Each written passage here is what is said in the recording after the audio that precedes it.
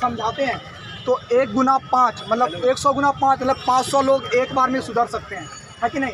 और जितने भी लड़के हैं ना, उनको ऐसा अपना बिहेवियर करना है, ऐसे चलना है, ऐसे रहना है ना कि हमारी बेटी हमारी बहन हमसे सुरक्षित हो। ऐसा ना कि डरे। ऐसा होता है ना कि अंधेरे में लड़की जाती है ना, कोई लड़का दूर में दिखता है ना तो वो और भाग जाती है। उसको ऐसा लगना चाहिए कि नहीं, वहाँ पे लड़का है, मेरा भाई है, मेरा बाप है, वो हमको बचाएगा।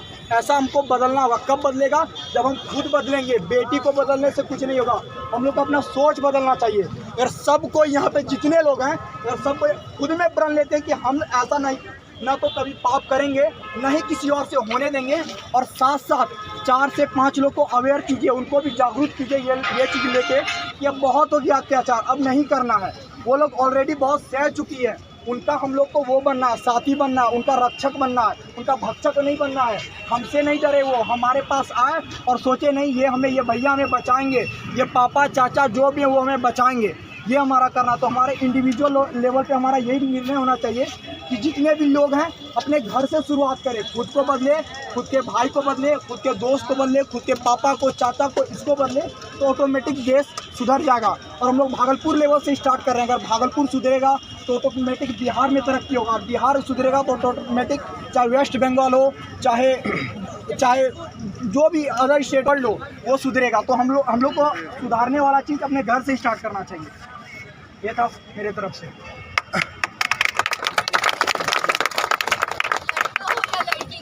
हर किसी के अगेंस्ट होता है, करके आगे बढ़ना चाहिए। और ये इंसाफ सिर्फ हम लोग सोचते हैं कि हम क्यों आगे बढ़े, लेकिन अगर कोई एक आगे बढ़ेगा, कोई एक अपने घर की गंदगी को साफ करेगा तो लोग उनसे सीखेंगे। हम लोग हमेशा अपने पहले सोसाइटी को रखते हैं कि सोसाइटी आती है, सोसाइटी देखेगी तो ये बोलेगी वो बोलेगी, पर जब हमारे समाज में गलत होता है तब क्यों नहीं कोई आके बोलता कि समाज में तुम जो ये गलत किए हो तो ये इसका भुगतान कौन करेगा? क्या तब सोसाइटी नहीं बोलती है जब गलत होता है?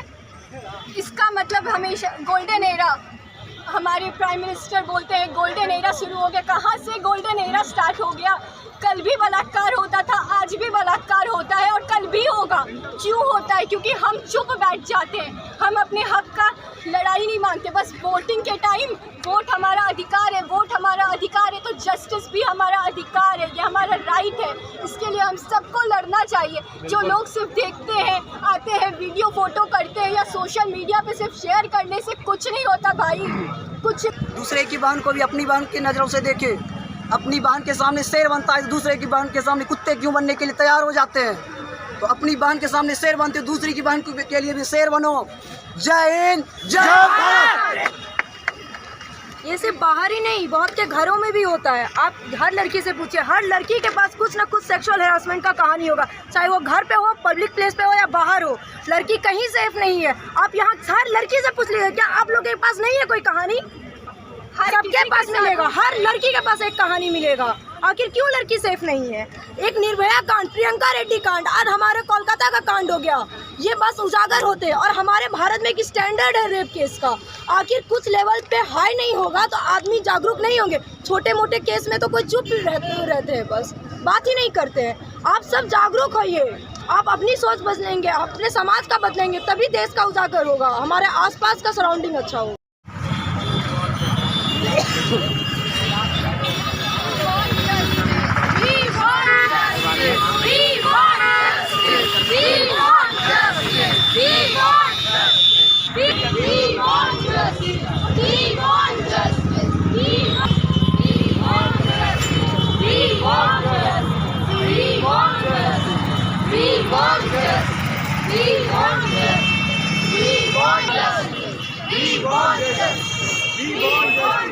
चुप्पी तोड़ो, हिंसा रोको।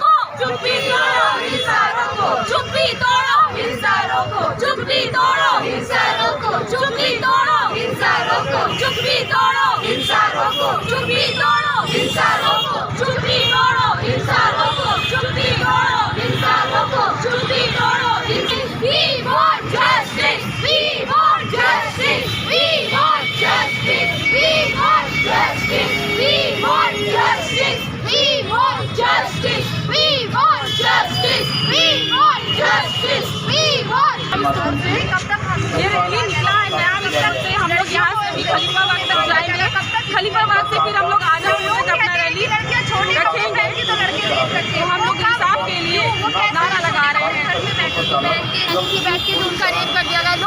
की लड़की छोटे कपड़े पहनती है, रातों को निकलती है, तो इसमें गलती हम लोग की नहीं है, इसमें गलती उस लड़के की है जो उसकी गंदी नज़र, उनकी गंदी नीयत, उनकी गंदी नेचर की वजह से हम लोग निकल नहीं पाते हैं। इसमें गलती हम लड़कियों की नहीं, गलती लड़कों की है जो हम लोग को बुरी नज़र से देखते हैं।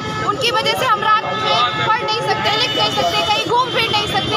तो ये कब तक चलेगा? कब तक हम लोग इतना वो करेंगे? कब तक हम लोग अपनी आज़ादी के लिए लड़ते रहेंगे? कब तक ये रेप का मामला चलता रहेगा और कब तक हम लोग चुप्पी बन के रहते रहेंगे? आज ये मामला आया, फिर से इस मामले को बंद कर दिया जाएगा, फिर सब खत्म हो जाएगा, फिर से किसी नई लड़की के साथ रेप होगा। कब तक हम लोग ये सहेंगे? कब तक हम लोग मतलब हम लोग को चुप करा जाएगा? कब तक एक लड़की को नाइंसाफी मिलती रहेगी? बताइए आप लोग। मेरा नाम मंतशा परवीन है। और कब तक हम लोग ये सब सहते रहेंगे? एक लड़की में कब तक ये अत्याचार होता रहेगा? कब तक हम लोग इन लड़कों की वजह से, इन समाज की वजह से चुप रहेंगे? कभी छोटे कपड़े ना पहनो, कभी घर से रात को बाहर ना निकलो, कभी इसके साथ मत जाओ, कभी उसके साथ मत जाओ। अरे गंदी नजर, गंदी सोच तुम्हारे में है, हम में नहीं। हमारे छोटे कपड़ों में नहीं, तुम्हारी नजरों में। खुद को अपनी नजर से देखो, तुम्हारे घर में माँ बहन बेटी है, अरे उनको नहीं तो उनकी नजर से देखो, अपनी माँ बहन की नजर से देखो। कब तक हम लोग के साथ ये गलत व्यवहार होता रहेगा? कब तक हम लोग ये सब सहते रहेंगे? आज एक लड़की के साथ रेप हुआ, कल किसी और के साथ हो, कल आपकी भी माँ बहन सेफ नहीं रहेगी। कब तक हम लोग ये सब सहते रहेंगे? भाई आप लोग भी अपनी माँ बहन की तरह हम लोगों को, आज मेरे साथ हुआ है, कल तुम्हारे साथ हुआ, कल तुम्हारी घर की लड़कियों बच्चियों के साथ होगा। कब तक हम ये सहते रहेंगे? कब तक? लोग कहते हैं बेटी बचाओ बेटी पढ़ाओ, सारा यहाँ तो बेटी को पढ़ाने के बदले बेटी को। एक्चुअली हम हेल्पिंग इंडिया फिटिंग डॉक्टर की तरफ से आए हैं। हमें कोलकाता में जो डॉक्टर का रेप हुआ है उसके लिए हम लोग जस्टिस मांगने के लिए यहाँ पे एकत्रित हुए हैं, ठीक है। और ये चाहते हैं कि आज उनके साथ हुआ है, कल को हमारी बहन बेटी है, हमारी भी आगे चल कर के बेटी होगी, तो उनके सुरक्षा के लिए हम लोग यहाँ पे एकत्रित हुए हैं। क्योंकि जैसा हमारे उनके साथ हुआ है, कल को हमारे लोग के साथ भी हो सकता है। इसलिए हम लोग यहाँ पे एकत्रित हुए थे और ये बोल रहे हैं ताकि उनको न्याय मिल सके। और ये पॉलिटिक्स जितने भी चल रहा है कोलकाता में, उन सबको दबाया जा रहा है इस चीज़ को कि नहीं ये रेप नहीं है, मर्डर है, ये है वो है, ताकि उसको न्याय मिल सके हम लोग की तरफ से। इसलिए हम लोग यहाँ पे एकत्रित हुए। परिचय दीजिए अपना। मेरा नाम शिवम कुमार वर्मा है, हम भागलपुर के निवासी हैं।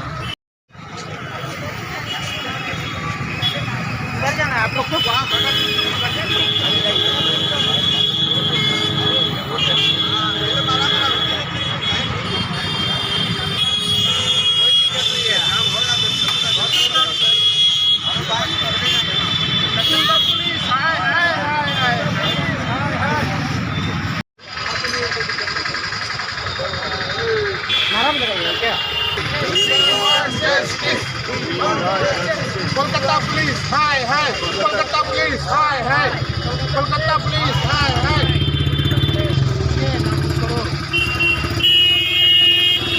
Central protection